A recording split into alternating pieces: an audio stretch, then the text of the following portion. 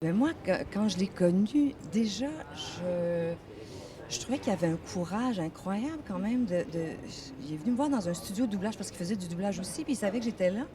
Il est venu me trouver avec un scénario qui avait aucun sens, qui s'appelait Les ailes roses. Il m'avait dit: «Madame Dorval, j'aimerais beaucoup que vous jouiez dans mon film».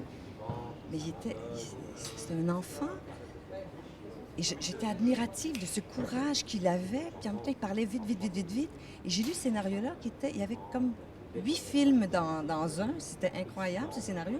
C'était pas tout à fait au point, mais je voulais tellement pas le blesser. Et peu de temps après, il m'a appelé puis il dit: «Ben, je viendrai avec une amie chez vous, vous portez un scénario, ça s'appelle J'ai tué ma mère».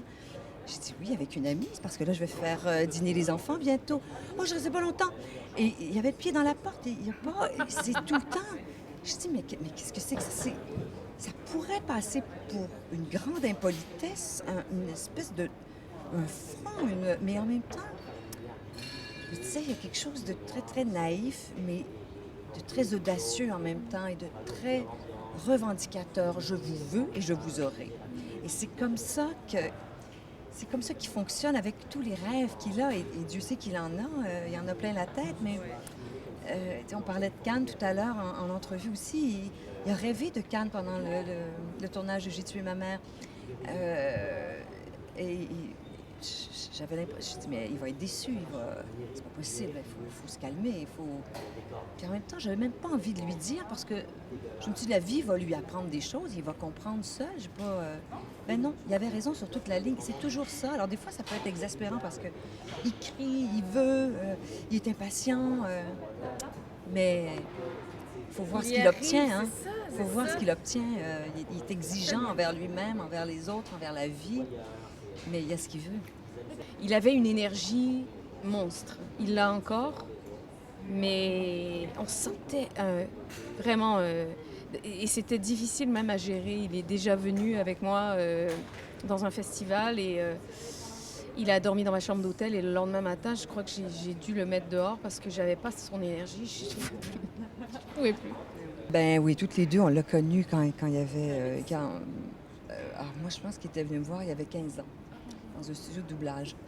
Et, euh, et je sais pas, il a comme mis le pied dans ma maison et j'ai l'impression qu'il n'en est jamais sorti. Il est devenu le confident de mes enfants, il est devenu leur grand frère. Il est devenu mon confident. Leur grand frère, leur grand-père, voyons. Leur grand-père. De toute façon, on n'était pas supposé écouter ce que je dis. Capable. Bon. Et, euh, et puis voilà, il fait partie de la famille. Puis sur le plateau, parfois, c'était mon père aussi. J'avais toujours l'impression qu'il était là pour me protéger. Puis je pense que Suzanne, c'est un peu pareil. Il fait partie de ma vie pour toujours, film ou pas, carrière ou pas. Je pense que il fait partie de moi. Je sais que c'est vrai que quand je l'ai rencontré, il était vraiment amoureux d'Anne. Je trouvais ça assez beau aussi. Il était vraiment amoureux, un amour. Ah oui, c'est un vrai groupie. C'est vrai. Il était. En fait, il a pas peur de ça. Il n'a pas peur d'être un groupie. Autant il peut être lui-même vu comme un rockstar, comme tu dis. Et autant en même temps, lui, quand il veut aller quelque part, rencontrer quelqu'un, il redevient comme un adolescent qui veut absolument voir sa vedette. Ah, Et ben, là, je il parle était. maintenant. Ouais, maintenant même. Ah oui, ben